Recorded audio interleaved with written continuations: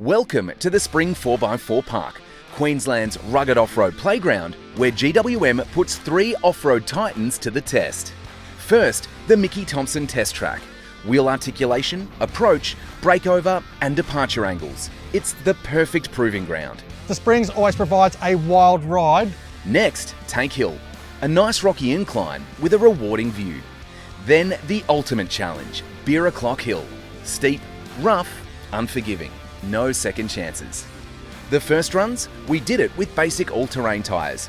The XSR attempting it 100% stock from the factory, and the hill made sure we felt it. Remember this date, 21st of May 2025 is when a box-standard Canon XSR conquered Beer O'Clock Hill, the second factory-spec vehicle to ever scale this rocky, unforgiving 100-metre climb. With some basic all-terrain tyres, the Tank 300 Ultra Diesel conquered Beer O'Clock Hill, giving our four-wheel drive experts a shock. Guys, that is an exhilarating ride. But let's not forget the star of the show, the recently launched stock Canon Alpha PHEV, with a set of Mickey Thompson's all-terrain tyres, became the first plug-in hybrid vehicle to conquer Beer O'Clock Hill. High 4T for the win.